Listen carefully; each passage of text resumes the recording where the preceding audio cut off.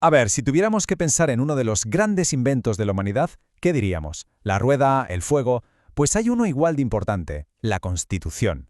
Y no es solo un tocho de papel legal, es mucho más. Es el pacto fundamental que una sociedad hace consigo misma, el manual de instrucciones que pone las reglas del juego para el poder. Bueno, vamos al meollo de la cuestión. Durante siglos, las sociedades le han dado vueltas a esta pregunta, que es la pregunta del millón, de hecho. ¿Cómo se le pone freno al poder absoluto? ¿Cómo evitamos que todo acabe en tiranía? Pues la respuesta no es nada fácil, claro, pero de ahí salió una idea que lo cambió todo. Y esa idea es el constitucionalismo. Fijaos en la definición. La clave no es eliminar el poder, imposible, sino repartirlo. Es un juego de equilibrios, de pesos y contrapesos para que nadie, pero nadie, pueda acapararlo todo. O sea, justo lo contrario a una autocracia. Y el pilar de todo esto, lo más importante, es que se basa en la libertad y la igualdad de las personas. Y ojo, que esto no es algo que se inventará ayer, ¿eh? Si miramos la línea del tiempo, vemos que la lucha por ponerle límites al poder viene de muy, muy lejos. Viajamos en el tiempo hasta 1188, en España. Ahí ya estaban los fueros de Sobrarbe, donde se le decía al rey, oye, respeta nuestras libertades y propiedades. Damos un salto a 1215 a Inglaterra y nos topamos con la famosísima Carta Magna. Ahí fueron los varones los que le dijeron al rey, hasta aquí hemos llegado. Y bueno, este camino nos lleva directos a 1689, con la Bill of Rights, que ya puso al Parlamento por encima del monarca. Casi nada. Bueno, y ahora cruzamos el charco. Vamos a ver cómo todo esto cuaja en un continente nuevo.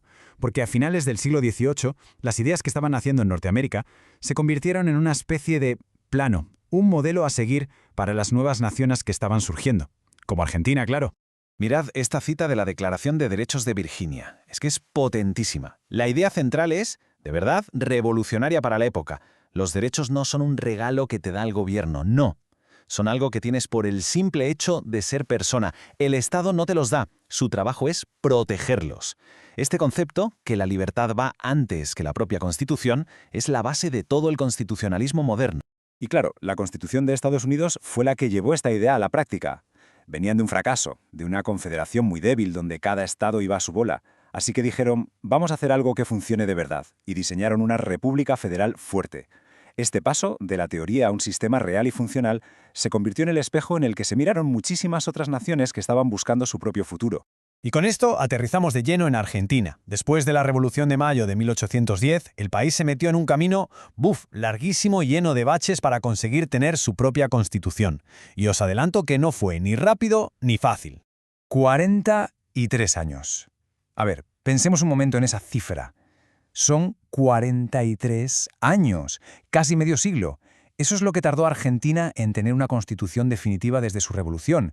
Fue una época de caos, de inestabilidad, de guerras civiles, una búsqueda sin fin de un acuerdo que parecía que no iba a llegar nunca.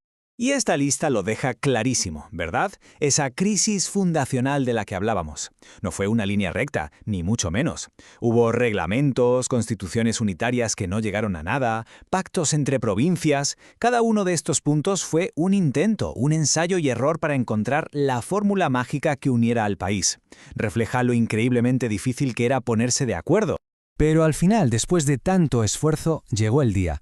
El 1 de mayo de 1853, el Congreso Constituyente que se reunió en Santa Fe, por fin aprobó el texto. El texto que iba a ser la base de la Argentina moderna. Se culminaban así más de 4 décadas de lucha.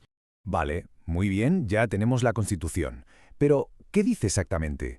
¿Cómo funciona eso de limitar el poder del Estado para proteger a la gente? Pues vamos a echar un vistazo a algunos de sus artículos más importantes.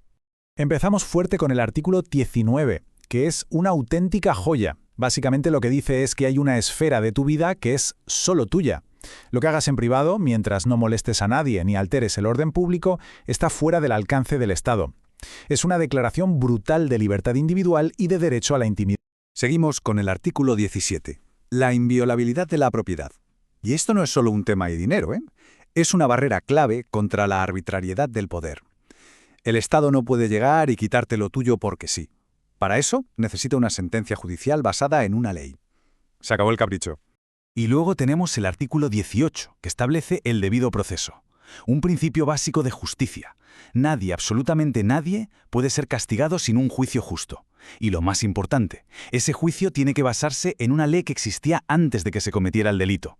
Esto es fundamental, porque prohíbe crear leyes retroactivas para perseguir a alguien, y por supuesto, garantiza el derecho a defenderse. Fijaos en esta comparación de los preámbulos, porque es súper interesante. La de Estados Unidos empieza con un potente nosotros, el pueblo, como si crearan algo desde cero. En cambio, la Argentina dice en cumplimiento de pactos preexistentes. ¿Qué nos dice esto? Pues nos cuenta su historia, que la nación no surgió de la nada, sino de un acuerdo, de una negociación entre provincias que ya existían. Es una diferencia de origen y es clave para entenderlo todo. Claro que tener un texto escrito, por muy bueno que sea, es solo el primer paso. Lo realmente difícil, el gran desafío, es mantener viva la promesa que hay en ese papel. Y esto nos lleva a la pregunta del millón. ¿Es suficiente con tener un documento que diga que tenemos ciertos derechos? ¿Basta con que esté escrito en un papel para que sea real? Pues la experiencia nos dice que, lamentablemente, no.